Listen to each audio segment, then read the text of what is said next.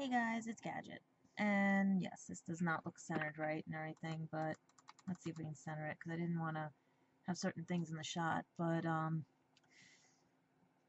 if I don't do this now while I'm brave, I don't think I'll ever talk about this because as you guys, if you've seen and what I've talked about what happened to me at Li Who, um, I've been watching Outlander, and I have read Outlander from when it started in the 90s and everything, and couldn't wait till Stars had got it on, right?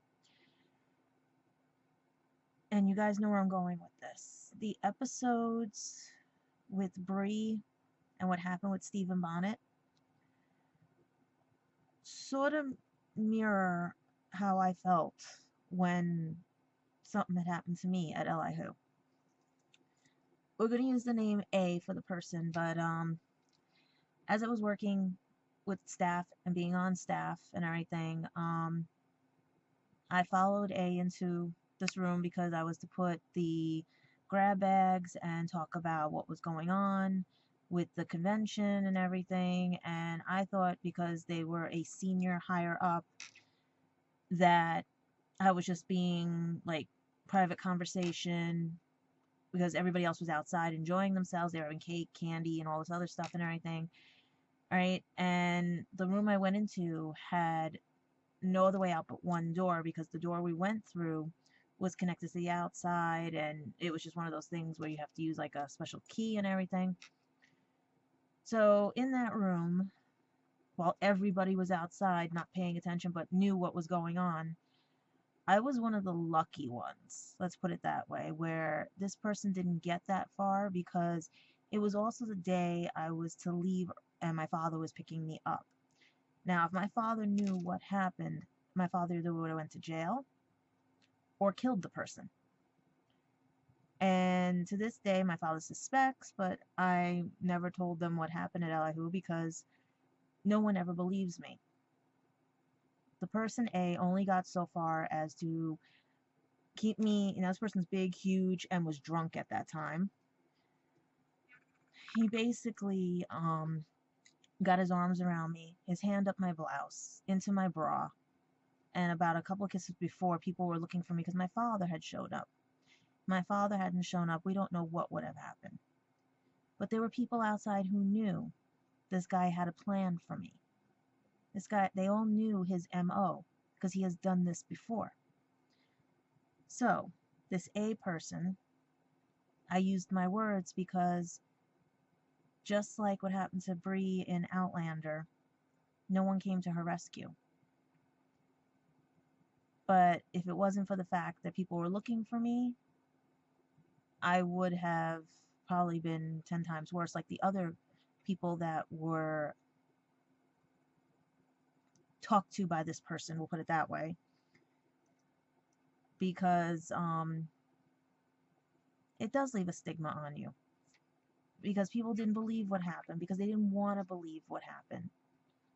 So in watching Outlander, the scene where, right, it was just the reminding me of how people just didn't care. People just didn't want to help me or anything.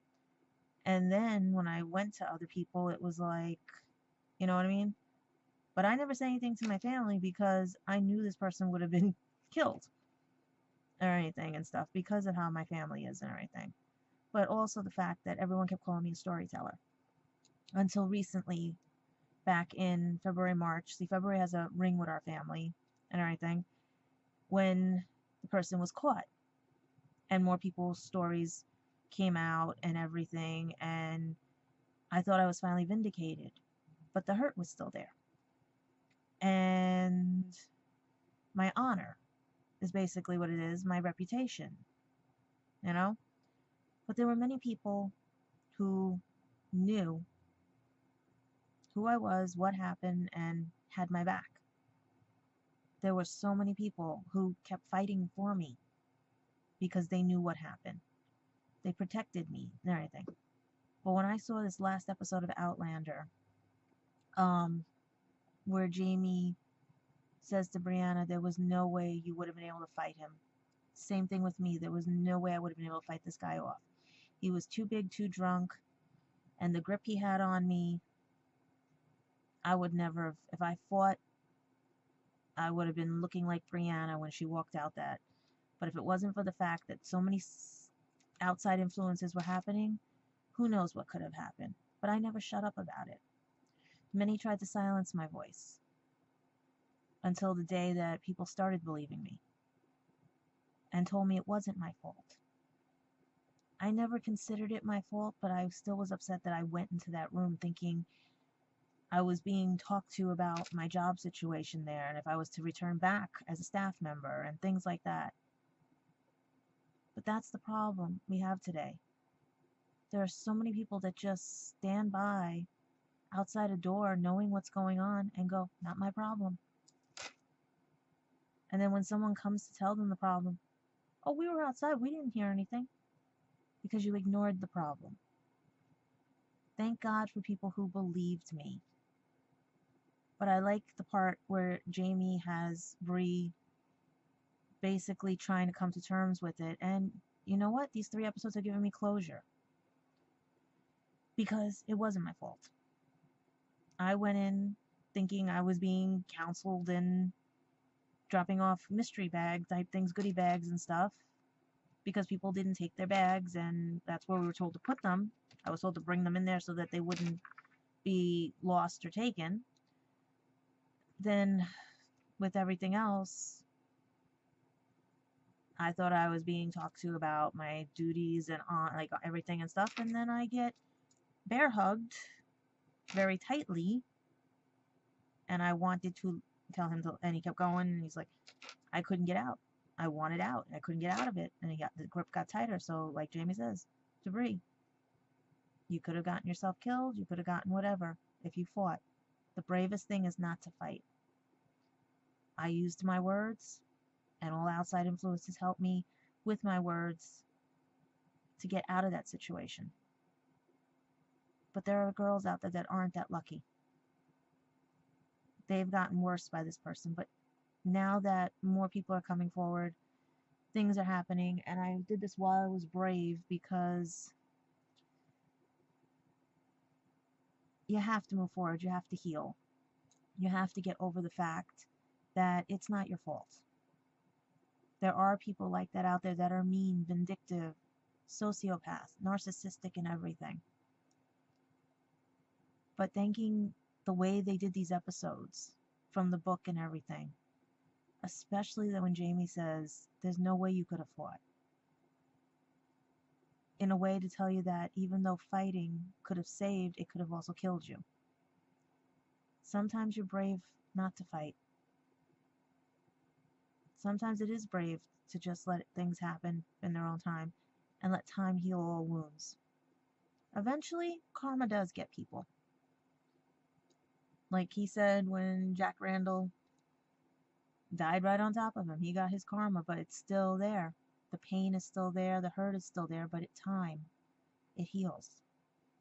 Just like the people who like to blame me with my ex in England. Do you think I'm not hurt? Do you think I don't feel pain?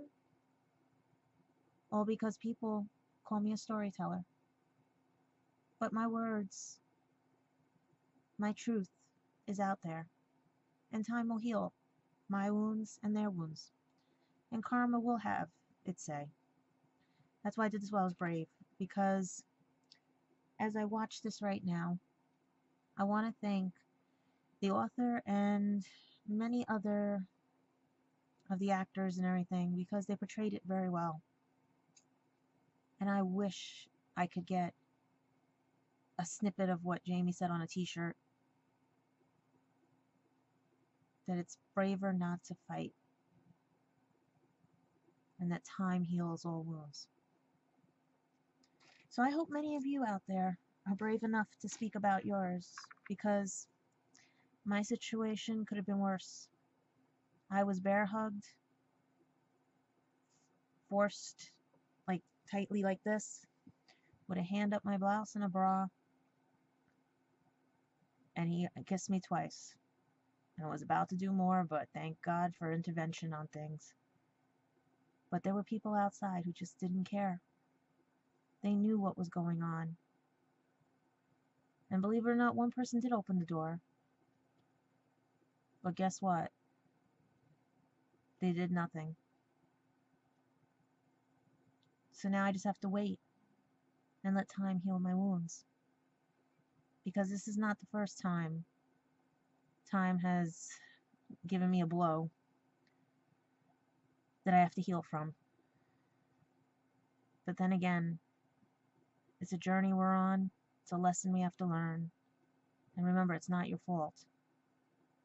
Because if you went in thinking one thing and came out with something else, it wasn't your fault. The person that did it to you has no morals, has no heart, and has no soul. So guys, while I'm brave, I hope that more people are brave and watch these episodes. Because it does state fact. Sometimes you are braver by not fighting back. Sometimes it is, you can't always save your honor, but it would come back to you eventually. And sometimes people are going to call you a storyteller until all the truth comes out. And I hope at that time, when all the truth comes out, my honor's back. I know my reputation is being rebuilt, but I would love my honor back. So guys, be happy, be bright, be you. And know this, you're hurting now, time will heal it. Time will heal. Just don't think you can shut out the pain. You never can.